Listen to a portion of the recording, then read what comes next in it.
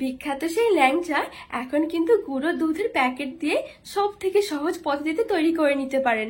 একদমই সহজ, আর প্রত্যেকটা ল্যাংচা হবে পুরো দোকানের মতন। এইভাবে তৈরি করলে কিন্তু দোকানের চাইতে সেরা হবে। কোনো রকম ঝামেলা করতে হবে না, কোনো রকম গরুর দুধ বা ছানা বানানোর ঝামেলা তো একদমই নেই। তার সাথে কিন্তু হবে প্রত্যেকটা ল্যাংচা একদমই নরম তুলতুলে আর রসে ভরা, মুখে দেওয়ার সাথে সাথেই মিলিয়ে যাবে। খুবই অল্প সময়ের মধ্যেই তৈরি করা হয়ে যায়।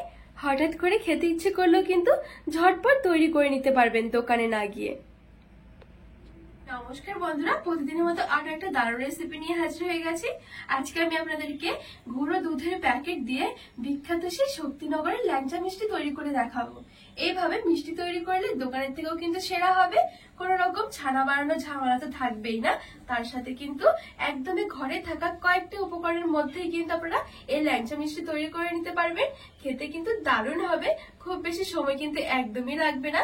এই মিষ্টি মোটামুটি 30 থেকে 40 মিনিটের ভেতরে কিন্তু রেডি করা হয়ে যাবে। খুবই সহজ, মিষ্টি খেতে ইচ্ছে করলেও ঝটপট এইভাবে একবার ল্যাংচা মিষ্টি তৈরি করে দেখতে পারেন। তো বন্ধুরা চলুন আমি খুবই সহজ পদ্ধতিতে তৈরি করে দেখাবো, আশা করছি অনেক ভালো লাগবে। তো পুরো ভিডিওটা শেষ পর্যন্ত দেখার অনুরোধ রইল। তো এই মিষ্টিটা বানানোর জন্য সবার প্রথম আমি এখানে একটা বাটির মধ্যে নিয়ে নেব গুঁড়ো দুধ। আর আমি এখানে 10 টাকা দামের ছোট ছোট 4 প্যাকেট গুঁড়ো দুধ নিয়েছি। আর এই দুধটা কিন্তু অবশ্যই যে কোনো একটা ছোট বাটির মধ্যে মেপে নিতে হবে। তো এখানে আমি একটা মেজারমেন্ট কাপের মধ্যে মেপে নিয়েছি, আর এখানে কিন্তু আমার 1 কাপ মতন দুধ হয়েছে। তো এইবার আমি এই গুঁড়ো দুধটা এখানে একটা বাটির মধ্যে নিয়ে নেব। এবারে ওই একই কাপের আমি দেখুন 3 ভাগের 1 ভাগ নিয়েছি ময়দা। অবশ্যই কিন্তু এই মাপগুলো ঠিক রাখতে হবে। তো 3 ভাগের 1 ভাগ হবে আমাদের এখানে ময়দা। এবারে আমি এখানে নিয়েছি বেকিং পাউডার। অবশ্যই বেকিং পাউডার দিতে হবে। তো খুব বেশি একটা বেকিং পাউডার দিলে কিন্তু মিষ্টিগুলো অনেকটা ফেটে যাবে। তো এই দেখুন আমি এখানে দুটো আঙ্গুল দিয়ে এভাবে করে ঠিক 1 চিমটে নিয়েছি। তো আরেক চিমটে নিয়ে নেব। এরকম ঠিক দুটো আঙ্গুলের মাঝখানে যতটুকু হয় ঠিক ততটুকুই নিতে হবে। এখানে আমি 2 চিমটি মতন বেকিং পাউডার নিয়ে নিয়েছি। এবারে দিয়ে দিচ্ছি আমি 1 টেবিল চামচের মতন সাদা তেল। তেলের জায়গায় কিন্তু আপনারা ঘিটা থাকলে ঘিটাও দিতে পারবেন। এবারে খুব সুন্দর করে সবকিছু হাত দিয়ে ভালো করে মিশিয়ে একটু ময়াম করে নেব এই তেলটা দিয়ে। তো এখানে আমি খুব সুন্দর করে সবকিছু একসাথে মিশিয়ে ময়াম করে নিয়েছি। আর এখন দেখুন এরকম হাতের মধ্যে চাপ নিলে কিন্তু খুব সুন্দর একটা শেপের মতন হয়ে যাচ্ছে। ঠিক এইভাবে করে কিন্তু গুঁড়ো দুধ ময়দাটা ময়াম করে নিতে হবে। খুবই সহজে এইভাবে কিন্তু আপনারা ছানা বানানোর ঝামেলা ছাড়াই এরকম ল্যাংচা মিষ্টি তৈরি করে নিতে পারেন। খেতে কিন্তু দারুণ হয় বন্ধুরা। এবারে আমি এখানে একটা কাপের মধ্যে একটু ঘন দুধ নিয়েছি। এবারে এই দুধটা অল্প অল্প করে দিয়ে একটা ডোয়ের মতন মেখে নেব। আর এই ডোটা কিন্তু একটু চিটচিটে হবে, আঠালো টাইপের। অবশ্যই চেষ্টা করবে একটু ঘন দুধ নেওয়ার, তাহলে কিন্তু অনেক বেশি ভালো লাগবে খেতে। আপনারা চাইলে কিন্তু জলটা দিয়েও মেখে নিতে পারেন।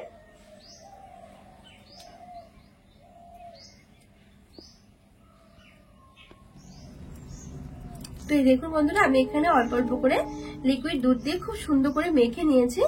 আর এই দেখুন কতটা চিটচিটে ভাবে আমি মেখেছি। এটা কিছুক্ষণ পর কিন্তু খুব সুন্দরভাবে সেট হয়ে যাবে, এরকম আর চিটচিটে থাকবে না।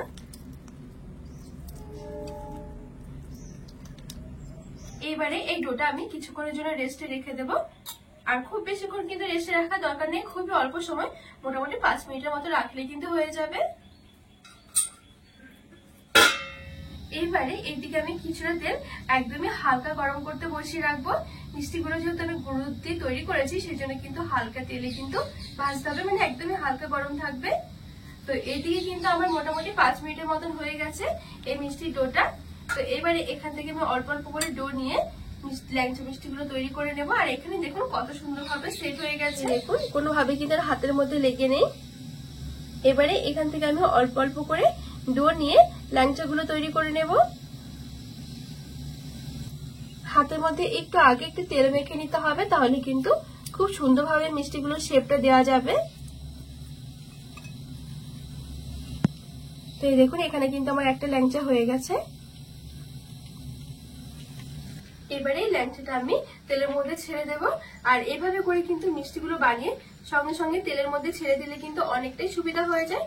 তার কারণ যেহেতু আমি এই ডোটা একটু আঠালো করে মেখেছি, আগে থেকে যদি মিষ্টিগুলো বানিয়ে একটা থালার মধ্যে রাখা হয় না, নিচে দিয়ে চিটকে বসে যায়, তখন আবারও কিন্তু ডবল খাটিটা করতে হয়। তো সেই জন্য একবারে এভাবে করে মিষ্টিগুলো তৈরি করে করে আমি তেলের মধ্যে ছেড়ে দেবো। আর অবশ্যই একটু ছোট শেপ করে তৈরি করতে হবে, ভাজার পরে কিন্তু আবারও একটু বড় হয়ে যাবে মিষ্টিগুলো।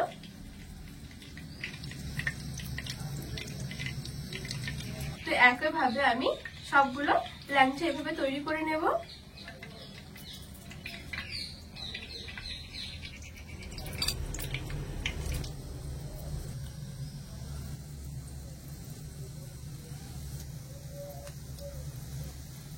তো বন্ধুরা এখানে আমি সবগুলো মিষ্টি খুব সুন্দরভাবে তেলের মধ্যে ছেড়ে দিয়েছি। এবারে একদমই হালকা আছে আমি একটু লাল হয়ে যাওয়া পর্যন্ত ভেজে নেব। আর এখন কিন্তু গ্যাসের আঁচটা অবশ্যই কিন্তু একদমই হালকা রাখতে হবে।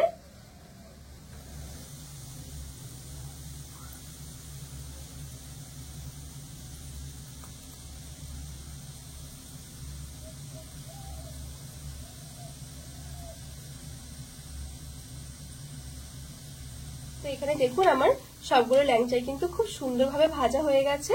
আর দেখতে দেখুন কতটা সুন্দর লাগছে।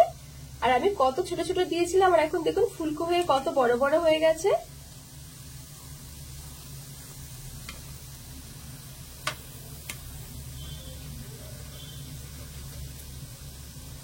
আর বন্ধুরা এভাবে ল্যাংচা বানালে কিন্তু আপনারা বুঝতে পারবেন না যে এগুলো ঘরে তৈরি করা হয়েছে এতটা সুন্দর হয় আর এতটা পারফেক্ট হয়। তো এখানে কিন্তু খুব সুন্দর একটা কালার এসে গেছে। তো এর বেশি কিন্তু আমি আর লাল করে ভাজবো না, রসে দেওয়ার পর কিন্তু একটু কালারও ছাড়বে আরো। তো এবার আমি তেল ছড়িয়ে তুলে নেব।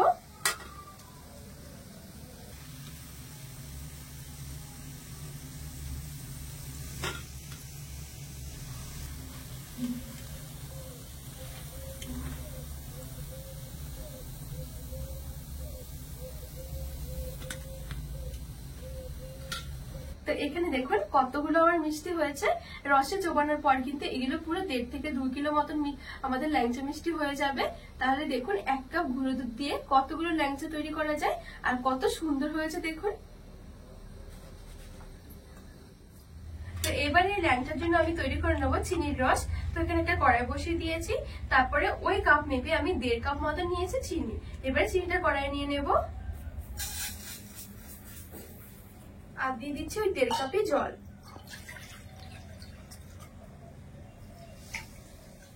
আর আমি 2টি এলাচ একটু ফাটিয়ে দিয়ে দিচ্ছি, এতে করে কিন্তু খুব সুন্দর একটা সেন্ট আসবে। এবারে ভালো করে নেড়েচেড়ে আমি চিনিটা গলিয়ে নেব। আর এখানে কিন্তু এই রসটা খুব বেশি একটা ঘন করলে হবে না, একটু পাতলায় রাখতে হবে। যেহেতু আমি চিনিটা আর জলটা সম পরিমাণ দিয়েছি, সেই জন্য কিন্তু অবশ্যই একদমই বেশি জাল করা যাবে না, শুধুমাত্র চিনিগুলো গলে গেলে কিন্তু হয়ে যাবে। তো আমার এখানে কিন্তু খুব সুন্দরভাবে চিনিগুলো গলে গেছে। চিনির রসটা যদি ঘন হয়ে যায় তখন কিন্তু আবার এই ল্যাংচার ভেতরে রস ঢুকতে চাইবে না, তো সেই জন্য একটু পাতলা করেই করতে হবে। এবারে গরম গরম শিরার মধ্যে আমি এই ল্যাংচাগুলো দিয়ে দেবো। একটু ভালো করে নেড়ে চেড়ে মিশিয়ে নেব। আর এখন কিন্তু আমি গ্যাসের আঁচটা বন্ধ করে দিয়েছি।